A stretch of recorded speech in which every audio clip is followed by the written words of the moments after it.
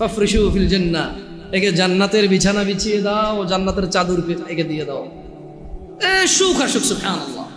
কিন্তু দুনিয়া দেখবা জীর্ণ শীর্ণ অবস্থা, কেউ ইজ্জত করে না, কোন মানুষ 5 আনার দাম দেয় না, কোন মানুষ তার পরোয়া করে না। অভাব, অনটন, অসুস্থতা, দরিদ্রতা, যেদিকে যায় শুধু শুকিয়ে যায়, শুকিয়ে যায়, শুকিয়ে যায়।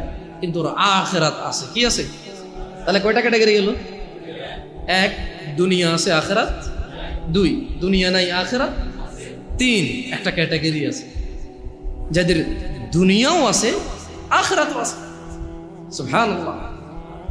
এরা দুনিয়া তো বেশ সুখের জীবন যাপন করে আল্লাহর সন্তুষ্টির সাথে। এদের যখন অসুখ হয় এরা সবুর করে, প্যানিক হয়ে যায় না, হতাশা হয় না। কোনো আসমানও যদি ভেঙে পড়ে এদের হৃদয়ে একটা প্রশান্তি আছে যে আলহামদুলিল্লাহ, এটা ভাঙলে আমার কি আছে, এটা কি আমার নাই, যার আসমান সেই ভাঙছে, আমার কি। যাদের ছেলে একটা মারা গেল, একবারে যুবক, ডাক্তারি পাশ করছে, এই সরকারি চাকরি পেয়ে যেত 2 লাখ টাকা বেতনের, মরে গেছে, এবার যে আলহামদুলিল্লাহ, এটা কি আমার নাই, আমি তো খালি মানে আমার পিঠের পাঁজর থেকে 1 ফোঁটা পানি বের হয়ে জন্ম আল্লাহকে পৃথিবীতে পাঠাইছে। হ্যাঁ, আমার বৃদ্ধকালে হাতিয়ার হতে পারত। ও তো বাপ হওয়ার আগে মরে গেল, আমি তো বাপ, আলহামদুলিল্লাহ, খুশি থাকে। দুনিয়া তো মানুষ ইজ্জত করে, সম্মান করে, মানে কোন রকম দুনিয়া এবং আখিরাত কি এদের আছে। কয়টা ক্যাটাগরি হলো? সবচাইতে পরের ক্যাটাগরিটা নিয়ে এমনি আমাকে বললো, জামশেদ তুমি যেই ঘটনা আমাকে শোনালে এটার সাথে এই লাস্টের ক্যাটাগরিটা মেলে, যার দুনিয়াও নাই, দুনিয়াও নাই। এরা কারা? মুসলমান, বাপের নাম আব্দুল্লাহ, বাপের নাম আব্দুর রহমান, বাপের নাম মুহাম্মদ আহমেদ, বাপের নাম ইব্রাহিম, ইসমাইল, ইসহাক, ইয়াকুব। এর দুনিয়াও নেই, আখিরাতও নেই। রাসূল সাল্লাল্লাহু আলাইহি ওয়াসাল্লাম বলেছে, ধনীদের 500 বছর পূর্বে দরিদ্র জান্নাতে প্রবেশ করবে। কত বছর পূর্বে? এই দরিদ্র জান্নাতে যাবে যে সালাত আদায় করে না, সিয়াম পালন করে না, ও সারা দিন কাজ করলে খেতেই পারে, জমি কিনতে পারে না, জায়গা কিনতে পারে না, ঘর করতে পারে না, বাড়ি করতে পারে না, কোথাও গিয়ে দাওয়াত খেয়ে 1000 টাকা দিতেও পারে না, কেউ ওকে তাই দাওয়াতও দেয় না। ও সারা দিন সিগারেট খায়, রোজা ভাঙে, হালকা কিছু সিগারেট, হালকা কটা ভাত খেয়ে বলে যে রিক্সা চালাই, বলে যে মাঠে কাজ করি। লা হাওলা ওয়ালা কুওয়াতা ইল্লা বিল্লাহ। ও তুমি মুসলমান শোনো, সিয়াম এটা ফরজ প্রত্যেক মুসলমান নারী এবং পুরুষের জন্য।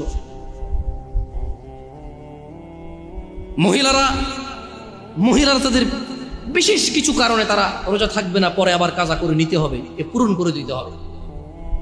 জেনে নাও বেতাকাবাসী, জেনে নাও আমার ভাইয়েরা, যেই রোজাকে তুমি ভাঙছো রমাদান মাসের, তুমি জেনে নাও এটা সাধারণ কিছু না।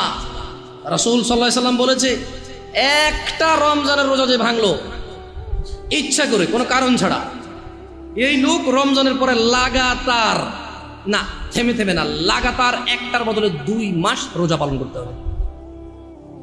ভাবা যায় এটা কি? ইন্নাল্লাহা কানা আলাইকুম রাকিবা। আউযু বিল্লাহি মিনাশ শাইতানির রাজীম। বিসমিল্লাহির রহমানির রহিম।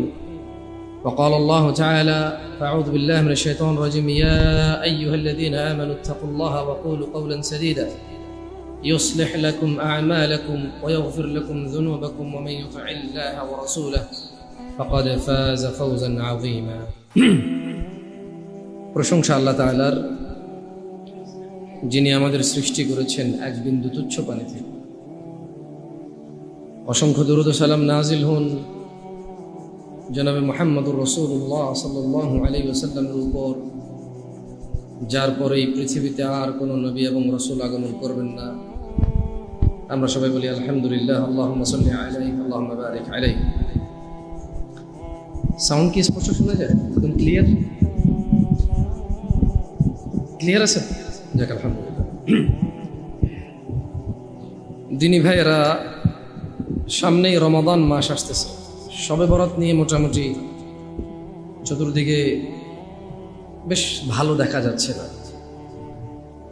যা দেখা যাচ্ছে তা যারা হাদিস পড়ে নিষেধ করছে অথবা যারা হাদিস পড়ে কিছু একটা করার কথা বলছে, উভয় পক্ষের জন্য তেমন কল্যাণকর বলে মনে হচ্ছে না। এটা এই জন্যে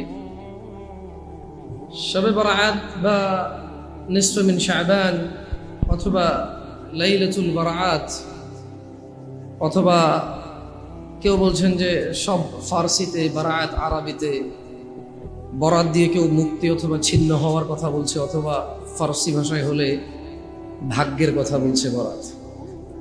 তো ওভারঅল যারা নিসফে শাবান 15 তারিখে যারা বলছে যে সারা রাত জাগতে হবে, কিছু করতে হবে, এবং যারা বলছে যে না রাত জাগা স্পেশাল কোনো ইবাদত মুহাম্মদ সাল্লাল্লাহু আলাইহি সাল্লামের পক্ষ থেকে পাওয়া যায় না। তো আমি এই বেতাগাবাসী, এখানকার মানুষদের সাথে আমার বহু পুরনো সম্পর্ক। আলহামদুলিল্লাহ আমার খুতবার জীবনটা এখান থেকে শুরু হয়, আল্লাহর প্রশংসা। 2015 সালে এই বেতাগা জামিয়া আল আকসা মসজিদ কেন্দ্রিক বড় স্মৃতি, এবং এখানকার প্রায় মানুষকে আমার চেনা আছে, ওদের সাথে আমার আন্তরিকতা এবং ভালোবাসা আছে। খুব বেশি একটা ঘৃণা অথবা খারাপ সম্পর্ক তেমন কারোর সাথেই নেই। যা কয়দিন ছিলাম আল্লাহর নিরাপত্তায় ছিলাম, আলহামদুলিল্লাহ এখানকার মানুষে যথেষ্ট পরিমাণে এপ্রিসিয়েট করেছে, তারা যথেষ্ট পরিমাণে ভালোবাসা, স্নেহ, শ্রদ্ধা উভয় দিয়ে এখানে প্রায় 7 থেকে 9 মাস আমি আমার খতিবি জীবন এখানে, এরপরে আর কোথাও পার্মানেন্ট খুতবা নেইনি বাংলাদেশে, এখানেই ছিল আমার শুরু। তো এখানকার মানুষের সাথে একটা ভিন্ন আন্তরিকতা, সত্যি কথা বলতে কি নারীর টান বলে না অনেকে, আবার এটা নাঙ্গলকোট আমার এলাকা, আমার জন্মস্থান। তো এখানকার মানুষের সাথে একটা ভিন্ন ভালোবাসা আছে। আমি একটা অনুরোধ করব, যারা আপনারা নিসফে শাবানের দলিল প্রমাণ দিতে গিয়ে একটি হাদিস পেশ করেন, তা হচ্ছে যে আল্লাহ সুবহানাহু ওয়া তাআলা, রাসূল সাল্লাল্লাহু আলাইহি ওয়াসাল্লাম বলেছে যে এই রাতে কলব গোত্রের যে যা ভেড়া রয়েছে, বকরি রয়েছে, যত পশম আছে, অত পশম সমপরিমাণ মানুষকে তিনি ক্ষমা করেন, তবে 2 ব্যক্তি ছাড়া, মুশরিক ও মুশাহিদ। মুশরিক ব্যক্তিকে আল্লাহ ক্ষমা করে না, এবং যে তার হৃদয়ে বিদ্বেষ রাখে, হিংসা রাখে, তাকে আল্লাহ ক্ষমা করে না। তা আমি অনুরোধ করব, যারা আপনারা নিসফে শাবান আপনারা কিছু একটা করবেন বা যেভাবে করে আসছেন, তথাকথিত পরিচিত রাত জাগা এবং দিনে সিয়াম পালন করা, যদিও আপনারা যে হাদিসগুলো পেশ করেন সেই হাদিস দ্বারা এই ধরনের কোনো আমল সাব্যস্ত করা দুর্লভ, সাব্যস্ত করা গেলে আপনারা অবশ্যই করতেন। একটা অনুমান আন্দাজের ভিত্তিতে বলছেন, যেহেতু আল্লাহ সুবহানাহু ওয়া তাআলা এতগুলো মানুষকে ক্ষমা করবে, আমি একটা অনুরোধ করব বেতাগাবাসীকে। অনুরোধটা হচ্ছে, হাদিসটা যদি লক্ষ্য করা যায় যে রাসূল সাল্লাল্লাহু আলাইহি ওয়াসাল্লামকে যখন আম্মা জান আয়েশা রাদিয়াল্লাহু তাআলা আনহা পাচ্ছিলেন না, তখন তিনি বিল বাকিতে, আয়েশা রাদিয়াল্লাহু তাআলা আনহা খুঁজতে খুঁজতে বাকি কবরস্থানে রাসূল সাল্লাল্লাহু আলাইহি ওয়াসাল্লামকে পেয়েছেন। যে হাদিসটা সবাই পেশ করে, সবাই বরাত বা নিসফে শাবানের পক্ষে। তো সেই হাদিসটাও আমি বেশ কয়েকবার পড়ে এবং এর বাংলা অনুবাদ পড়ে খুব অনুভব করার চেষ্টা করেছি। তো অনেক অনুভব করার পরে কিছু করতে হবে এমন কিছু পাইনি। হাদিসটা হচ্ছে যে আম্মা জান আয়েশা রাদিয়াল্লাহু তাআলা আনহা যখন রাসূল সাল্লাল্লাহু আলাইহি ওয়াসাল্লামকে পেলেন না, তখন খোঁজাখুঁজি করে পেলেন বাকি কবরস্থানে। তো রাসূল সাল্লাল্লাহু আলাইহি ওয়াসাল্লাম, এটা প্রমাণ হয় যে রাসূল সাল্লাল্লাহু আলাইহি ওয়াসাল্লাম আম্মা জান আয়েশা রাদিয়াল্লাহু তাআলা আনহার সঙ্গে ছিলেন, ওনাকে ডেকে নিয়ে যাননি। মানে এই রাত্রে কোনো ইবাদত আছে, আয়েশা তুমি ওঠো রাদিয়াল্লাহু তাআলা আনহা, এরকম বলে রাসূল সাল্লাল্লাহু আলাইহি ওয়াসাল্লাম ওনাকে ডাকেননি। এবং যখন বাকি কবরস্থানে রাসূল সাল্লাল্লাহু আলাইহি ওয়াসাল্লামকে আম্মা জান আয়েশা রাদিয়াল্লাহু তাআলা আনহা ওখানে উপস্থিত পেল, তখনও আম্মা জান আয়েশা রাদিয়াল্লাহু তাআলা আনহার ওই হাদিস থেকে এমন কিছু পাওয়া যায় না যে আয়েশা রাদিয়াল্লাহু তাআলা আনহা বলেছে যে যখন রাসূল সাল্লাল্লাহু আলাইহি ওয়াসাল্লামকে তিনি পেয়েছেন, রাসূল সাল্লাল্লাহু আলাইহি ওয়াসাল্লাম ওনাকে কিছু আমলের নির্দেশ দিয়েছে, অথবা আমলের পরামর্শ দিয়েছে, অথবা আমল করার ব্যাপারে উদ্বুদ্ধ করেছে, বা অন্য অন্য কোনো সাহাবীকে ডাকতে বলেছে, বা ওই সময় রাসূল সাল্লাল্লাহু আলাইহি ওয়াসাল্লাম অন্য কোনো সাহাবীকে ডেকে নিয়ে ওই জায়গায় উপস্থিত ছিল, এমন কিছুই কিন্তু ওই হাদিস থেকে পাওয়া যায় না। বরঞ্চ ওই হাদিস দ্বারা যারা সাব্যস্ত করছেন যে আল্লাহ সুবহানাহু ওয়া তাআলা সবাইকে মাফ করে, মুশরিক এবং বিদ্বেষ, যে মুসলিম ভাইদের জন্য বিদ্বেষ রাখে, এই 2 ক্যাটাগরির লোক ছাড়া, কয় ক্যাটাগরির লোক ছাড়া? তো আপনারা যদি দেখেন, বাংলাদেশ এখন টেলিভিশন চ্যানেল খোলেন, ইউটিউব চ্যানেল খোলেন, ফেসবুক চ্যানেল খোলেন, অথবা চায়ের দোকান, মসজিদ মাদ্রাসার বারান্দা, শুধু বিদ্বেষ চলছে, শুধু বিদ্বেষ চলছে। তো এখানে আমি বেতাগাবাসীকে বলবো বিচক্ষণতার সাথে সিদ্ধান্ত নিতে। বেতাগার জনসাধারণ, জনমুসলিম যারা আল্লাহ এবং তার রাসূলকে ভালোবাসে, আমি অনুরোধ করব যে তারা যাতে এই নিসফে শাবানের যে আমাল চলে আসছে তার ক্ষেত্রে তারা যাতে বিচক্ষণতার সাথে সিদ্ধান্ত নেয়। খুব স্পষ্ট ভাষায় ওই হাদিসে বলা আছে যে মুশরিককে আল্লাহ ক্ষমা করবে না, আর যে বিদ্বেষ রাখে হৃদয়ে, বিদ্বেষ রাখে, ঝগড়া বিবাদ রাখে হৃদয়ে, একজন আরেকজনের জন্য শত্রুতা রাখে, এমন লোককে আল্লাহ মাফ করবে না। অথচ আমরা, আল্লাহ আমাদেরকে ক্ষমা করুন, আমরা এই নিসফে শাবানকে কেন্দ্র করেই বিদ্বেষ করতেছি। তো হাদিস কিন্তু বলেনি যে তোমরা রাত জাগো, স্পেশাল কিছু করো, যেমন রমাদানে সাহুর এটা স্পেশাল, ইফতার এটা স্পেশাল, ফিতরা এটাকে রমাদানকে কেন্দ্র করে, তারাউইহ রমাদানকে কেন্দ্র করে, ভিতরে সালাত সবাই জামাতে পড়ে দোয়া করে রমাদানকে কেন্দ্র করে, সাদাকার মানে বাড়তি সাদাকার কথা বলা আছে, কোরআন নাজিলের মাস, কোরআন তেলাওয়াতের মাস, এটা নিজেকে সংযমের মাস, বহু স্পেশাল আমাল রয়েছে রমাদানকে কেন্দ্র করে। যেভাবে ঈদকে কেন্দ্র করে বলে এক রাস্তা দিয়ে যাও, অন্য রাস্তা দিয়ে আসো, খুতবা শোনো, নামাজ পড়ো, এরপরে খুতবা শোনো, হ্যাঁ, তো সুবহানাল্লাহ, তোমরা হালাল হইতে আনন্দ করো, ইবাদত করো, আল্লাহর ইবাদতে তোমরা মগ্ন হও। এভাবেই পৃথিবীর প্রায় প্রত্যেকটা জিনিস নিয়ে কিন্তু আল্লাহ সুবহানাহু ওয়া তাআলা বা রাসূল সাল্লাল্লাহু আলাইহি ওয়াসাল্লামের পক্ষ থেকে আয়াত অথবা হাদিস বর্ণিত আছে। কিন্তু এই নিসফে শাবান সম্পর্কে মানে এই রাতে কি আমল করতে হবে একটা নির্দেশ পাওয়া যায় না। আমি বলছি না যে দেখুন, আমি ওয়াল্লাহি এটা নিয়ে বহু বিদ্বেষ হয়ে গেছে। আমি যারা এর পক্ষে কথা বলেন, যারা যুক্তি দিয়ে বলেন, আবার অনেকে বলছেন আপনারা যে শাবান মাসের 15 তারিখে নিসফে শাবানে কোরআন নাজিল হয়েছে, এটা জঘন্যতম কথা। এটা জঘন্যতম এই কথা এই জন্য যে আমার আজকের খুতবার আলোচ্য বিষয় রমাদান কেন্দ্রিক। তো রমাদান কেন্দ্রিক খুতবার আলোচ্য বিষয় হলে রমাদান মাসটা কি, এটার পরিচয় কে দিয়েছে? আল্লাহ সুবহানাহু ওয়া তাআলা দিয়েছে। আল্লাহ সুবহানাহু ওয়া তাআলা বলছে যে শাহরু রমাদান, মানে রমজান মাস। একবারে সোজা সাপটা কথা আল্লাহ বলেছে, শাহরু রমাদান, রমাদান মাস কি, আল্লাযী উনজিলা ফীহিল কুরআন, শাহরু রমাদান আল্লাযী উনজিলা ফীহিল কুরআন। এটা রমাজান মাস, এই মাসে আল্লাহ তাআলা কোরআন নাজিল করেছিলেন। একদম স্পষ্ট, আইমানি আমি, ইউমানি তুমি, একদম স্পষ্ট অনুবাদ, কোনো ব্যাখ্যা লাগবে না, কোনো তাফসীর লাগবে না। তো আমি বেতাগাবাসীকে বলবো যারা মনে করে যে নিসফে শাবান, শবে বরাত কোরআন নাজিল হয়েছে, এটা বরকতময় রাত। আসলে কোরআন নাজিল যদি রমজান মাসে হয়, তাহলে এটা যদি কোনো রাত হয়, তাহলে এই রাতটা লাইলাতুল কদরই হবে, যেহেতু কোরআন রমজান মাসে স্পষ্ট ভাষায় বলা আছে যে শাহরু রমাদান আল্লাযী উনজিলা ফীহিল কুরআন, রমাদান মাস, এই মাসে কোরআনুল কারীম নাজিল করা হয়েছে। তো এই কোরআনুল কারীম কি করবে? এই যে এই মাসে কোরআনুল কারীম নাজিল হয়েছে, কোরআনুল কারীমের কাজ কি? এটা কোন কোরআন? আমার আর আপনার ঘরে আছে সেটা নাকি অন্য কোনটা? নিসফে শাবানে যদি কোরআন নাজিল হয়, তাহলে রমজান মাসেও একটা কোরআন নাজিল হয়েছে, ওটা কোনটা? কিছু লোকজন বলছে, দেখেন আমি বিদ্বেষ নিয়ে কথা বলছি না, আমি বলছি যে বিবেকবানের বিবেকের কাছে প্রশ্ন করছি, বিচক্ষণের বিচক্ষণতা দেখতে চাচ্ছি, আমি কোনো বিদ্বেষ নিয়ে কথা বলছি না। নিসফে শাবান যদি লাইলাতুল মুবারাকা হয়, সূরা দুখানের ওই আয়াত যদি নিসফে শাবানকে ইন্ডিকেট করে হয়, তাহলে শাহরু রমাদান আল্লাযী উনজিলা ফীহিল কুরআন, সূরা বাকারার 185 নম্বর আয়াত। তাহলে এই যে শাহরু রমাদান, রমাদান মাস, আল্লাযী উনজিলা ফীহিল কুরআন, কোরআন নাজিলের মাস, এই মাসে কোরআন নাজিল করা হয়েছে। কোরআনটা কোনটা? মসজিদে কোরআন নাই, দেন দুটো কোরআন। মানে নিসফে শাবান যদি লাইলাতুল মুবারাকা কোরআন নাজিলের মাস হয়, নিসফে শাবানে যদি কোরআন নাজিল হয়, তাহলে এই যে রমজান মাসে যে কোরআনটা নাজিল হয়েছে, ওই কোরআনটা কোনটা? এখন নিসফে শাবানে কোন কোরআন নাজিল হয়েছে আমরা জানি না। আর আমরা যে কোরআন চিনি, আলহামদুলিল্লাহ, সূরা ফাতিহা দিয়ে স্টার্ট হয়। তারতিবটা এরকম যে আউযু বিল্লাহি বিসমিল্লাহ আলহামদুলিল্লাহি রাব্বিল আলামিন, সূরা ফাতিহা দিয়ে স্টার্ট হয়েছে, মিনাল জিন্নাতি ওয়ান নাস দিয়ে শেষ হয়ে গেছে।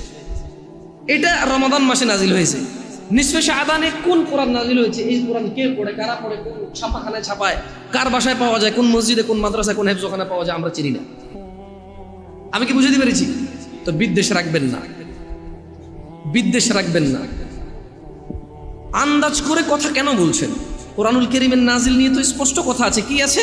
যে শাহরু রমাদান আল্লাযী উনজিলা ফীহিল কোরআন হুদাল লিন-নাস। ওই যে সূরা বাকারা আমরা পড়েছি, আলিফ লাম মিম যালিকাল কিতাবু লা রাইবা ফীহি হুদাল লিল মুত্তাকিন।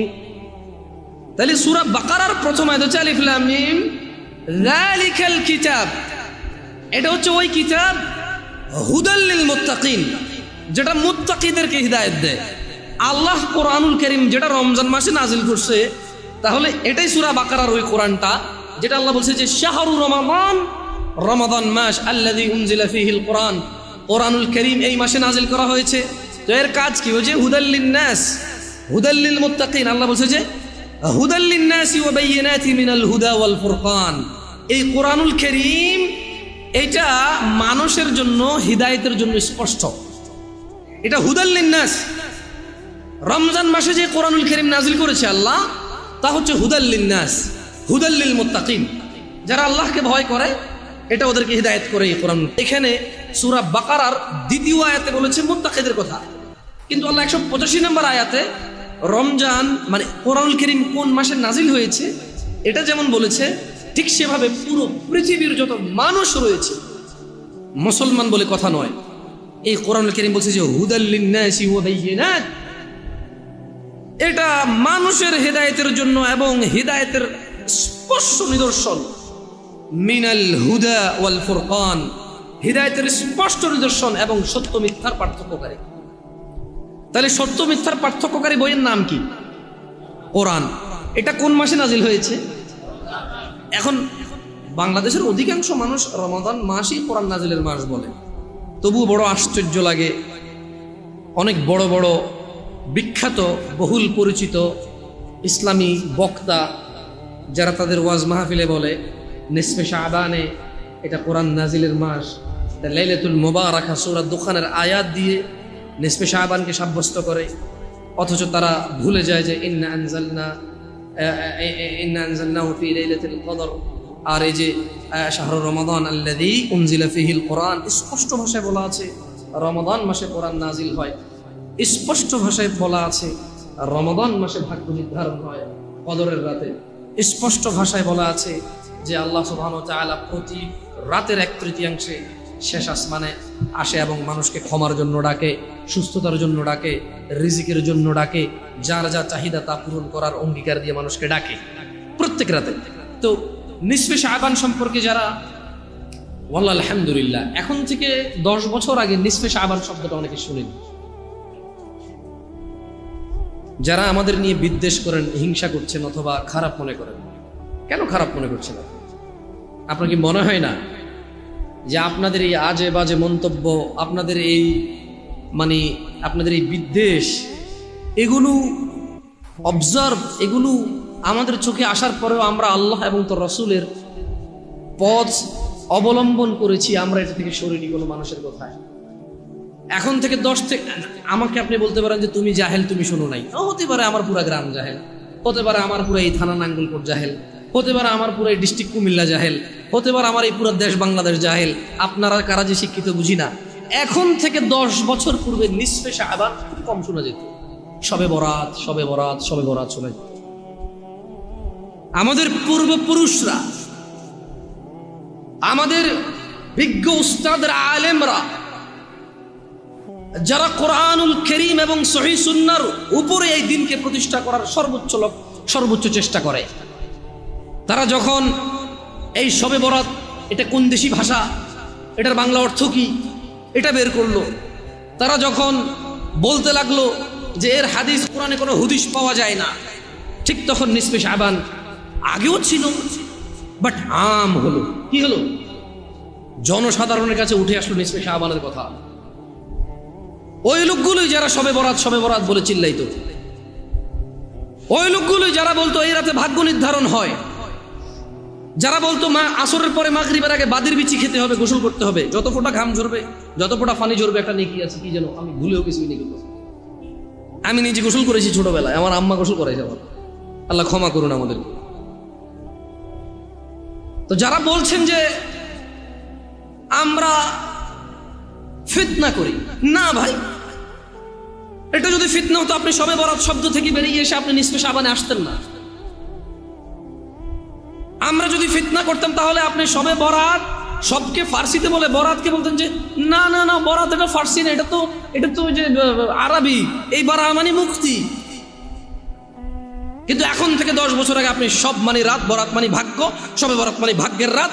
এই রাতে লেখা হয় যত মানুষ এই পৃথিবীতে জন্মাবে, যত মানুষ মরবে, যত প্রাণী আল্লাহ সুবহানাহু ওয়া তাআলা এই পৃথিবীতে প্রেরণ করেছে, সবার কে কতটুকু খাবে, কবে আসবে, কবে যাবে, এই সব কিছু নির্ধারণ করা হয়। এইখানে প্রচলিত ছিল নাকি ছিল না? এই যে ইউটিউবার ভাইরা আছে এখানে, ফেসবুক পেজে অনেকে ভিডিও দেখবেন।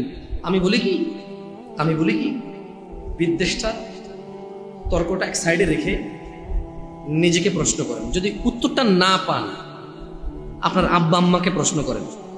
যদি উত্তরটা না পান আপনার দাদা বেঁচে আছে ওকে প্রশ্ন করেন, ওনাকে প্রশ্ন করেন, দেখবেন আমি ঠিক বলছি। আমি যা হয়ে এসেছে, যা হচ্ছে তার উপরে ভিত্তি করে কথা বলছি। যদি আপনার মনে হয় আপনি শবে বরাতকে ফার্সিতে বলেন না, সবকে ফার্সিতে বলে আরবিতে বরাত বলেন, তাহলে আমি আপনার বিরুদ্ধে বলিনি কথা। যদি আপনি মনে করেন শবে বরাত ভাগ্য নির্ধারণ হয় না, নিসফে শাবান ভাগ্য নির্ধারণ হয় না, তাহলে আমি যে বলেছি যে যারা বলে শবে বরাত এই নিসফে শাবান মাসের 15 তারিখে ভাগ্য নির্ধারণ হয় এবং শুধু এই রাতেই আল্লাহ আসমানে নামে, এটা সত্য কথা নয়, তাহলে আপনি কেন খেপছেন? আমি তো আপনার বিরুদ্ধে বলছি না। আপনি যদি একমত হন, আপনি যদি আমার এই কথার সাথে এগ্রি হন, তাহলে তো আপনার উচিত দাওয়াত দেওয়া ওদেরকে। দে আর আওয়ার ব্রাদার্স, তারা আমাদের ভাই, তারা সালাত আদায় করে, যাকাত দেয়, সিয়াম পালন করে, এবং তারা এটাও মনে করে যে শাবান মাসের 15 তারিখে ভাগ্য নির্ধারণ হয়। তারা এটাও মনে করে কতজন বাঁচবে, কতজন মরবে, কতজন দুনিয়াতে আসবে, কতজন দুনিয়া থেকে বিদায় নেবে, এটা এই নিসফে শাবানের 15 তারিখে নির্ধারণ হয়। তারা এটাও মনে করে যে এই রাতের বিশেষ আমাল রয়েছে, হালুয়া রুটি রয়েছে, গোশত পোলাও রয়েছে, এটা খেলে বিভিন্ন ফজিলত রয়েছে, বাদের বিচি খেতে হবে, গোসল করতে হবে। একটা এলাকায় এক একটা রীতি রেওয়াজ দিয়ে ভিন্ন ভিন্ন ভিন্ন ভিন্ন আমাল প্রচলিত রয়েছে। So if you agree with me, then this lecture not for you. আপনি কেন এর বিরোধিতা করছেন? যদি আমি যা বলি তা যদি আপনি একমত হন, তাহলে আপনিও প্রচার করুন না তাদেরকে, যারা মনে করে নিসফে শাবানে ভাগ্য রজনী, যারা মনে করে নিসফে শাবানে হায়াত এবং মৃত্যুর ফয়সালা হয়, যারা মনে করে নিসফে শাবানে অন্য রিজকের কি বলে এটাকে সিদ্ধান্ত হয়। আমি তাদের ব্যাপারে বলছি, আপনার ব্যাপারে বলছি না। মুফতি সাহেব, ইত্তাকিল্লাহা ওয়া তুকাতিহ, আল্লাহকে ভয় করেন যেভাবে ভয় করা উচিত। আপনাকে ছোট করে কেন কথা বলবো আমি, বলেন? আমি কি জানি যে আপনাকে ছোট করে কথা বলবো? আপনি পড়াশোনা করেছেন, 20 বছর 25 বছর মাদ্রাসায় সময় দিয়েছেন, হাদিস পড়েছেন, কোরআন পড়েছেন। আপনাকে আমি কেন ছোট করে দেখবো? আমি তো অতটা যোগ্য নই যে আপনাকে ছোট করে দেখবো। আপনি যদি হাদিস পড়া শুরু করেন আর কোরআন পড়া শুরু করেন, আমি 100 ভাগের 1 ভাগ জানি বলে আমার মনে হয় না। আপনাকে সম্মান করে কথা বলছি। আপনি দেখেন, আপনি কাউকে সম্মান করেন, বাট ওই লোকটা যখন বলে, উনি যখন বলে যে শাবান মাসে কোরআন নাজিল হয়, আপনি চুপ করে বসে থাকেন। এটা কি কোরআনের সাথে ইনসাফ হলো? অ্যাজ এ আলেম, as a Mufti, as a মুহাদ্দিস, আমাদের কি প্রতিবাদ করা উচিত নয় যে না, you are not true, you are not সহিহ? শাহরু রমাদান আল্লাযী উনজিলা ফীহিল কুরআন হুদাল লিন-নাসি ওয়া বায়্যিনাতিন মিনাল হুদা ওয়াল ফুরকান ফামান শাহিদা মিনকুমুশ শাহর ফালইয়াসুম। আল্লাহ সুবহানাহু ওয়া তাআলা বলেছেন, রমাদান মাস কোরআনুল কারীম অবতীর্ণর মাস, যা সুস্পষ্ট হিদায়েত, মানুষকে হিদায়েতের দিশা দেখায়, এবং ওয়াল ফুরকান, সত্য মিথ্যার পার্থক্যকারী হচ্ছে এই কোরআনুল কারীম, যা রমাদান মাসে নাজিল করেছে। ফামান শাহিদা মিনকুম, আল্লাহর আদেশ হচ্ছে তোমাদের মধ্যে যেই ব্যক্তি রমাদান মাস পাবে, মানে তুমি বেঁচে আসো আর রমাদান মাস আসছে, ফালইয়াসুম, সে সিয়াম পালন করবে। তাহলে এটা ফরজ হয়ে গেল। রমাদান কি হয়ে গেল? রমাদান ফরজ হয়ে গেল। অনেকেই রমাদানের রোজাটা ভেঙে ফেলে। এইটা আমাদের দেশ গ্রামে এখন চালু হয়েছে, মনে আছে এখনো 2016 সাল, 15 সাল বা 16 সাল এরকমই বাংলাদেশে তখন মাত্র আসলাম, 14 সাল জুন মাসে আসছিলাম বাংলাদেশে প্রথম। তো এই মসজিদের একজন খাদেম, এই জামিয়া আল আকসার খাদেম বলতে পারি, আল্লাহ কবুল করুক আমাদের সবাইকে, যারা আমরা সালাত আদায় করতে আসে এবং যারা ব্যবস্থা করে দিয়েছে এখানে, সবাইকে আল্লাহ কবুল করুক। তো আবু আলী বলি, আমি সেলিম ভাই বলি। তো উনি আমাকে বললো, জামশেদ ভাই আমি আসতেছি বাংলাদেশে, আপনি আসেন আমাকে রিসিভ করুন। তা আমি তখন অত ভালো বুঝি না, পরিচিত একজন ছিল, চালক, ওনাকে নিয়ে গেলাম। তো এয়ারপোর্ট যাচ্ছিলাম, ওই যে ঢাকা স্টাফ কোয়ার্টার রোড দিয়ে ঢুকলো, বনশ্রী হয়ে যাবে। তখন আমি এগুলোর নাম জানতাম না, এখন জানি টুকটাক। আমি দেখলাম রমাদান মাস, আমি সিয়াম অবস্থায় ছিলাম, দেখলাম যে তাল আছে না, কাঁচা তাল খায় যে মানুষ, তালের এভাবে কেটে বিচিটা বের করে খায়, ওই সিজনটা ছিল তালের সিজন ওই বছর। মানে আমি যখন স্টাফ কোয়ার্টার পার হয়ে, ওই যে কি বলে এটাকে, বনশ্রীর আগে একটা এলাকা আছে, ওটা পার হয়ে ওদিকে যাচ্ছিলাম, তখন এলাকাটা আরো একটু এত বিল্ডিং টিল্ডিং ছিল না, ওপেন ছিল। হাই রে, দোকানের মধ্যে তাল আর তাল, মানুষ কাটতেছে আর খাচ্ছে। 90% মুসলমানের দেশ কিন্তু। তা আমি বড় অবাক চিত্তে ড্রাইভারকে বা চালককে বললাম যে একটু স্লো জানতো, আমরা কি রোজা আছি যে কি এখন কি শাবান মাস না শাওয়াল মাস না রমজান মাস? আমি কনফিউজ হয়ে গেছি যে কি রে, গ্রামে আমগো এলাকায় তো আমরা 4-5টা রোজা থেকে ফেললাম অলরেডি। এইখানে দেখতেছি যে না, একটা তো হচ্ছে যে রেস্টুরেন্টের মধ্যে কালো কাপড় দিয়ে রেখে খায়, এটা একটা, তো সবাই বুঝে গেছে এটা। দেখলাম যে মানুষ লুঙ্গি পরা, আমার উস্তাদ আবু আহমেদ সাইফুদ্দিন বেলাল মাদানী হাফেজাহুল্লাহর কথা মনে পড়ে যায়। তো যে কোনো একটা কারণে আমি এই সেম স্টোরিটা আমি উস্তাদ শেখনা আবু আহমেদ সাইফুদ্দিন বেলাল মাদানী হাফেজাহুল্লাহকে বললাম যে উস্তাদ, আমি পাশে বসেছিলাম ওনার, কোথাও যাচ্ছিলাম আমরা, আমি বললাম যে উস্তাদ আমার তো হৃদয়টা খুব মর্মা হতো। বলে যে কেন জানছেন? বললাম এই ঘটনা, যাচ্ছিলাম একজন ফ্রেন্ডকে রিসিভ করে নিয়ে আসতে, দেখলাম যে একটার পর একটা লাগাতার ডাবের দোকান আর তালের দোকান, মানুষজন হুন্ডা দাঁড় করায়, রিক্সা দাঁড় করায়, শুধু কাটতেছে আর খাচ্ছে। আমি কনফিউজ হয়ে গেছিলাম যে রোজা যে আমরা আছি, আমরা কি ভুল মাস নাকি, এটা কি রমজান মাস নাকি শাওয়াল মাস মানে নাকি শাবান মাস? আমি পরে বললাম যে এই ভাই তুই রোজা আছো? বলো যে আছি। তুইও রোজা আমিও রোজা, ঢাকা শহরে কি রমজান মাস আসে নাই?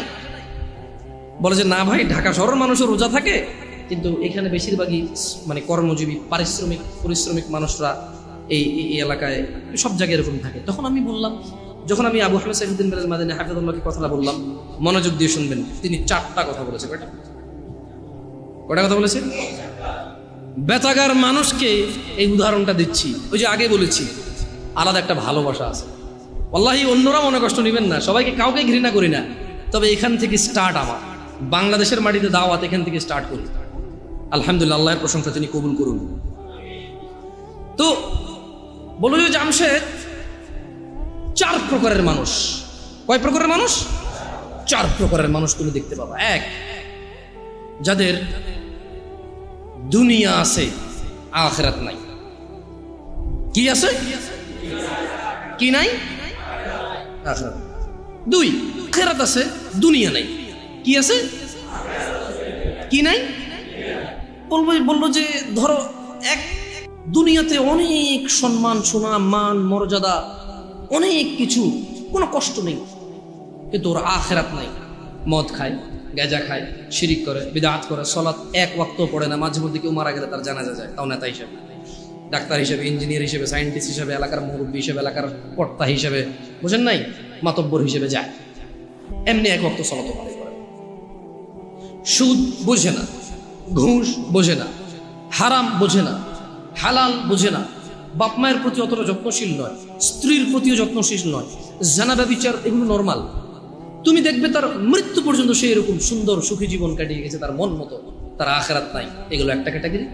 2, আখিরাত আছে, মরলেই আল্লাহ ওকে সুখ আর সুখ দিবে, ওকে আল্লাহ জান্নাতের বিছানা বিছিয়ে দিবে, জান্নাতের চাদর পরিয়ে দিবে আল্লাহ ওকে।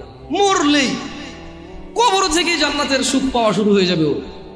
ও মরে গেলে আল্লাহ সুবহানাহু ওয়া তাআলা ওর আবার রূহ দিবে, ফেরেশতারা প্রশ্ন করবে, ও জিতবে, উপরের থেকে শব্দ আসবে, ফাফরিশু ফিল জান্নাহ, একে জান্নাতের বিছানা বিছিয়ে দাও, জান্নাতের চাদর একে দিয়ে দাও, সুখ আর সুখ, সুবহানাল্লাহ।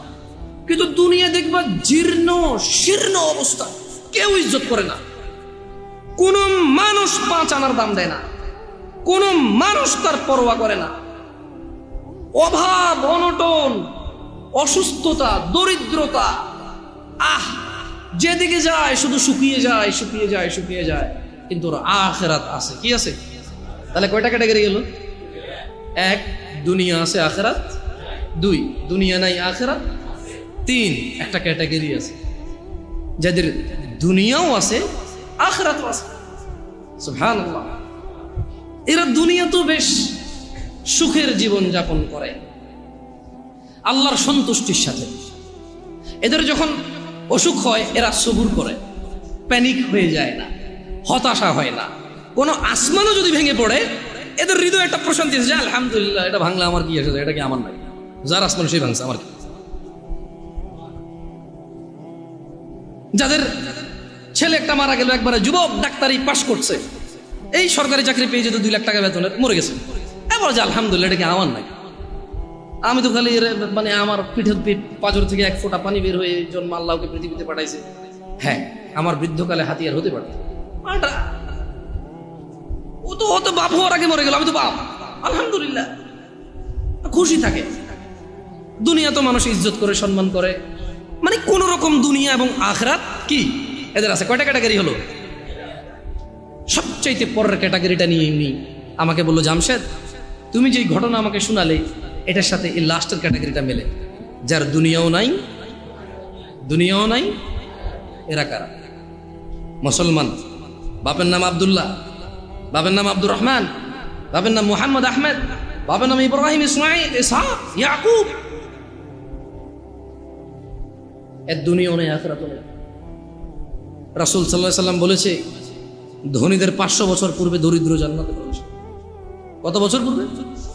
এই দরিদ্র জান্নাতে যাবে যে সালাত আদায় করে না, সিয়াম পালন করে না, ও সারা দিন কাজ করলে খেতেই পারে, জমি কিনতে পারে না, জায়গা কিনতে পারে না, ঘর করতে পারে না, বাড়ি করতে পারে না, কোথাও গিয়ে দাওয়াত খেয়ে 1000 টাকা দিতেও পারে না, কেউ ওকে তাই দাওয়াতও দেয় না। ও সারা দিন সিগারেট খায়, রোজা ভাঙে, হালকা কিছু সিগারেট, হালকা কটা ভাত খেয়ে বলে যে রিক্সা চালাই, বলে যে মাঠে কাজ করি। লা হাওলা ওয়ালা কুওয়াতা ইল্লা বিল্লাহ। ও তুমি মুসলমান শোনো, সিয়াম এটা ফরজ প্রত্যেক মুসলমান নারী এবং পুরুষের জন্য।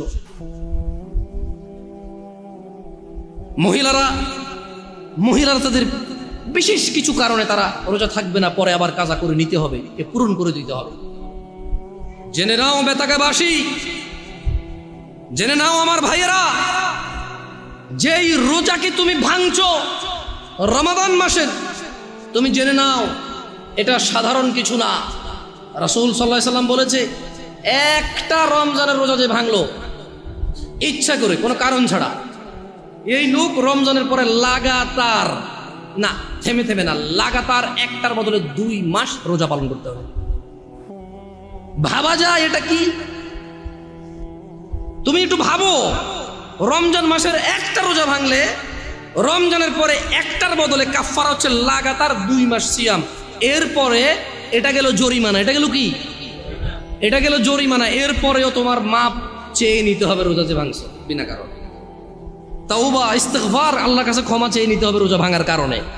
মানে একটা রোজা ভাঙার কারণে 2 মাস রোজা থাকলো যথেষ্ট, কি বাকি আছে? মাপ চাও, মাপ চেয়ে নিতে হবে। এবার মাপ পাইছো না পাইছো এটা কে জানে? একটু ক্লোজ হয়ে বসবেন নাকি? মানুষজন বসতে পারছে না, পরে না হয় নামাজের একটা ব্যবস্থা হয়ে যাবে। আবুল আঙ্কেল আসেন, বাইরে ওই কার্পেট টার্পেট থাকলে একটু কিছু বিছিয়ে দেন। আবুল আসেন, দেখো বাইরে কার্পেট টার্পেট থাকলে একটু বিছিয়ে দেওয়ার ব্যবস্থা করো। তাহলে যেই রোজা আমরা ভাঙি এটার একটার বদলে কাফারা কত মাস রোজা? এটা কি মানে ভাঙে ভেঙে রাখা যাবে নাকি লাগাতার? আল্লাহু আকবার। শোনো শোনো বেতাকাবাসী, আমার ভাইয়েরা, যারা তোমরা ঈমান এনেছো রবের প্রতি, রব তোমাদের বলছে, ইয়া আইয়ুহাল্লাযীনা আমানু কুতিবা আলাইকুমুস সিয়ামু কামা কুতিবা আলাল্লাযীনা মিন ক্বাবলিকুম লাআল্লাকুম তাত্তাকুন। বেতাকাবাসী, তোমরা যারা আল্লাহর প্রতি ঈমান এনেছো, যারা তোমরা ঈমান এনেছো শেষ দিবসের প্রতি, যারা তোমরা জানো এই পৃথিবী চিরস্থায়ী নয়, মৃত্যুর পর সাক্ষাৎ করবে তোমরা পৃথিবীর প্রতিপালক মানুষের স্রষ্টার সাথে, যিনি আমাদের সব কর্মকাণ্ডের হিসেব রক্ষা করছেন এবং সেই হিসেবের সম্মুখীন আমরা হতে হবে। তিনি বলছেন, হে তোমরা যারা ঈমান এনেছো, কুতিবা আলাইকুমুস সিয়াম, তোমাদের উপর রোজাকে ফরজ করা হয়েছে, তোমাদের উপর রোজাকে অনিবার্য করা হয়েছে, তোমাদের উপর রোজাকে করতেই হবে বলে করা হয়েছে, কেউ এটা থেকে পার পাবে না। কামা কুতিবা আলাল্লাযিনা মিন ক্বাবলিকুম, ও মুহাম্মদের উম্মতরা সাল্লাল্লাহু আলাইহি ওয়াসাল্লাম, তোমরা যারা ঈমান এনেছো আল্লাহর প্রতি, জেনে রাখো তোমাদের উপর রমাদানকে ফরজ করা হলো যেমন তোমাদের পূর্ববর্তী, তোমাদের আগে যে নবী রাসূল এসেছে, তোমাদের আগে যে উম্মতরা ছিল, ওদের উপরও যেমন রোজা ফরজ ছিল, ঠিক তোমাদের উপরও তেমন রোজা ফরজ। কেন এই রোজা ফরজ করে আল্লাহ বলছে যে আল্লাহ নাকি এটা দয়া করেছে। তোমরা কি আল্লাহ দয়া নিতে চাও না? নিতে চাও? তবে শোনো, তোমাদের রব বলছে, কামা কুতিবা আলাল্লাযিনা মিন ক্বাবলিকুম, যেমনটা রোজা ফরজ ছিল তোমাদের পূর্ববর্তীদের উপরে, তো রোজা থাকলে কি হবে? লাআল্লাকুম তাত্তাকুন, আল্লাহ বলছে এই রোজাকে আমি তোমাদের জন্য বাধ্য করেছি, তোমরা এটাকে থেকে দেখো, তোমরা এটা পালন করে দেখো, একটা মাস তোমরা রোজা রেখে দেখো, দেখো তোমাদের আল্লাহ ভীরুতা বাড়বে, দেখবে তোমাদের আল্লাহর সাথে সম্পর্ক ভালো হবে, দেখবে তোমাদের আল্লাহর সাথে পরিচয় হবে, দেখবে তোমাদের আল্লাহর পরিচিতি বাড়বে, দেখবে তোমাদের আল্লাহর প্রতি সন্তুষ্টি বাড়বে, দেখবে তোমাদের পৃথিবীর মূল্য তোমরা বুঝবে, দেখবে তোমরা পৃথিবী থেকে বিদায় নেওয়ার পরে কোথায় তোমরা যাবে তার মূল্যায়ন তোমরা করতে পারবে। একটা মাস রোজা রেখে দেখো। আল্লাহ বলছে যে ও ঈমান আনছো তো শোনো, এই রোজাটা এক মাস তোমার উপরে ফরজ এই জন্য করিনি যে তোমার কষ্ট হবে, এই জন্য করেছি যাতে তুমি তাকওয়াবান হতে পারো, যাতে তুমি আল্লাহ ভীরু হতে পারো। যেমন একজন ড্রাইভার ড্রাইভিং শিখায় কি মানুষকে অ্যাক্সিডেন্ট করার জন্য নাকি সুন্দর করে ড্রাইভ করার জন্য? একজন শিক্ষক বই শিখায় কি পড়ালেখা লেখে শিক্ষিত সুশিক্ষিত হওয়ার জন্য নাকি জঙ্গলি মূর্খ গাধাগর্দ হওয়ার জন্য?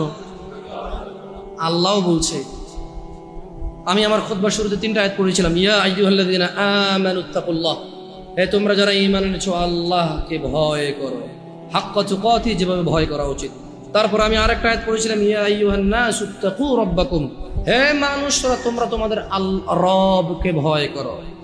এরপর আমি আরেকটা আয়াত পড়েছিলাম, ইয়া আইয়ুহাল্লাযীনা আমানু, হে তোমরা যারা ঈমান এনেছো ইত্তাকুল্লাহ ওয়া কুলু কওলান সাদীদা, তোমরা আল্লাহকে ভয় করো এবং সত্য কথা বলো। বেতাকাবাসী, তোমার মনে কি প্রশ্ন জাগে না? জামে আল আকসার আজকের মসজিদের সম্মানিত মুসল্লিরা, আপনাদের মনে কি প্রশ্ন জাগে না? আল্লাহ বারবার বলছে ভয় করো রবকে, যেভাবে ভয় করা উচিত।